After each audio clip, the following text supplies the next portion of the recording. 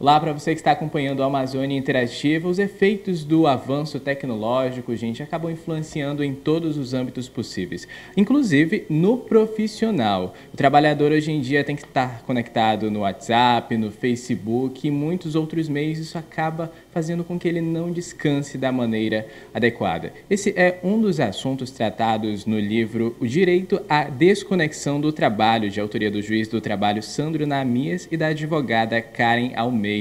E para a gente saber um pouco mais sobre o que é tratado nesse livro, nós vamos conversar com o Dr. Sandro, que está aqui ao meu lado. Doutor, seja muito bem-vindo ao Amazônia Interativa. Qual é a reflexão principal que o livro propõe?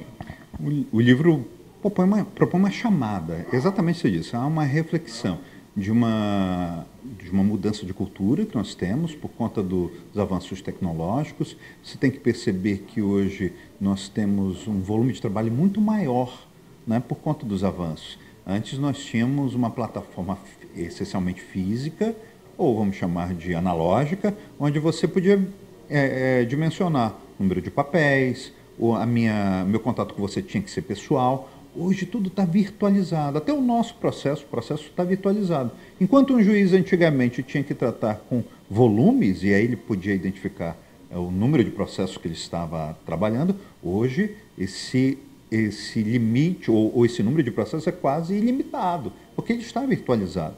O que isso reflete na minha saúde? O que reflete nessa minha excessiva conexão? Né?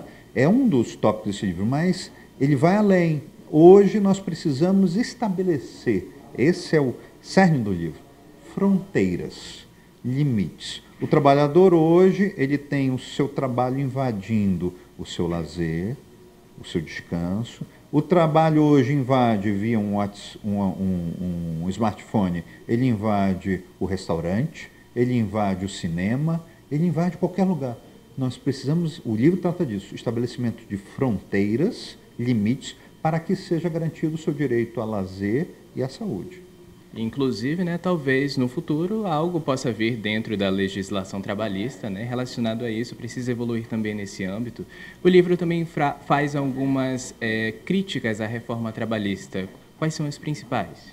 Eu digo que a reforma, ela, na sua essência, principalmente de direito material, ela está na contramão da atualidade. Tratando de um tema que fala essencialmente dessa conexão ou desconexão. A reforma, quando trata do teletrabalhador, ela parte de uma premissa equivocada. Ela parte de uma premissa romântica. O teletrabalhador, na reforma, ele é tratado como uma pessoa que não tem direito à hora extra. É a síntese do que diz a norma nova. Ela diz, todo teletrabalhador que usa meios informatizados, ele não tem direito à hora extra.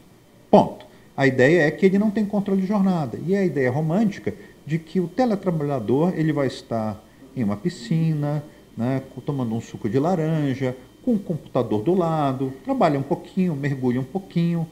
Não é assim.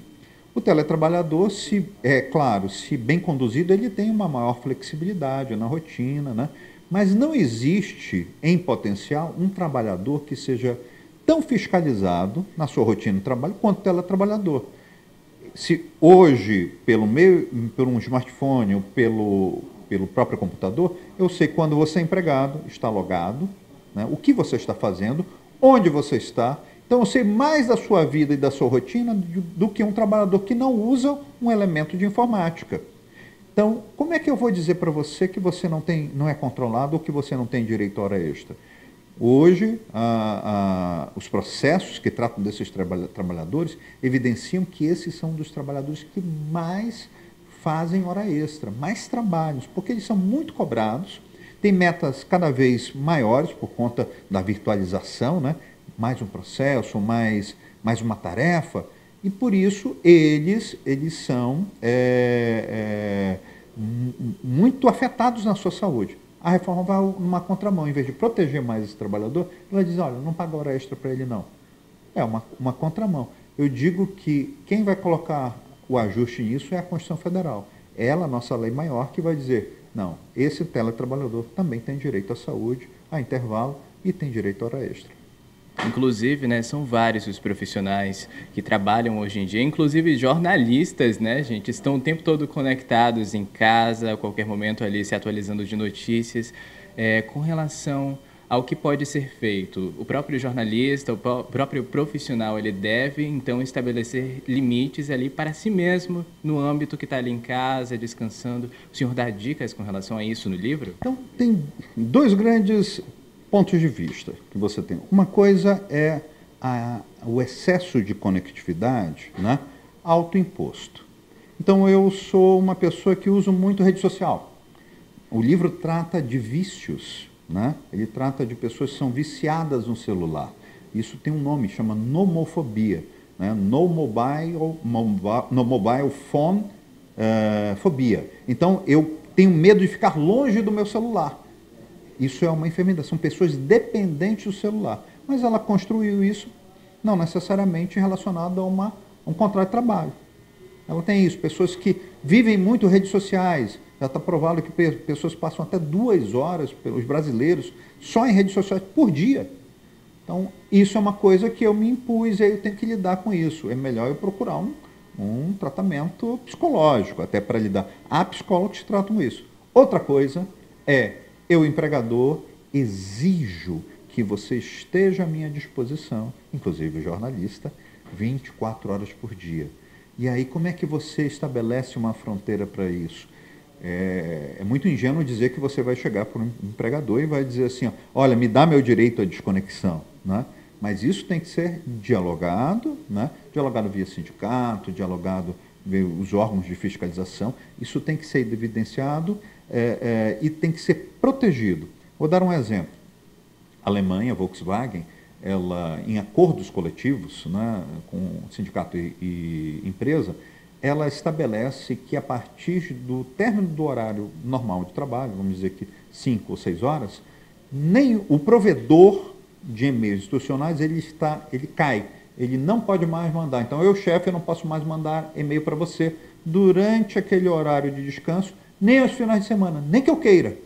Não posso, está proibido. Então, esse direito à desconexão é previsto em norma coletiva e ele é prestigiado, ele é respeitado na Alemanha. Também é na França. Assim como no Brasil deve ser, no caso, né?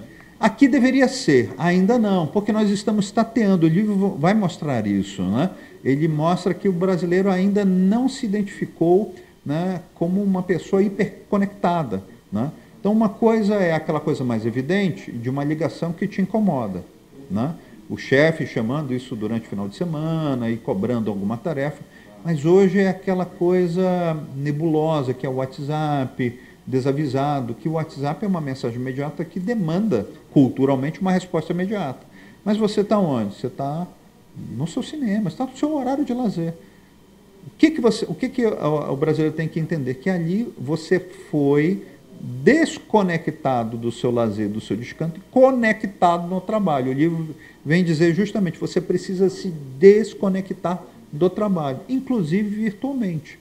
Todo trabalho que você desenvolve fora da sede da empresa, ainda assim é trabalho. Ainda que seja pelo smartphone, ainda que seja pela ligação, ainda que seja pelo computador. Ele é trabalho. Você está trabalhando, ponto. Não vai falar de descanso nunca. Muito obrigado pela sua participação na Amazônia Interativa, Dr. Sandro. Eu que agradeço. Gente, fica aí o recado. Olha, é muito importante tratar desse assunto, ter conhecimento também sobre esses âmbitos relacionados e, por favor, né, você, trabalhador, pode descansar aí da maneira adequada. Leon Furtado para o Amazônia Interativa.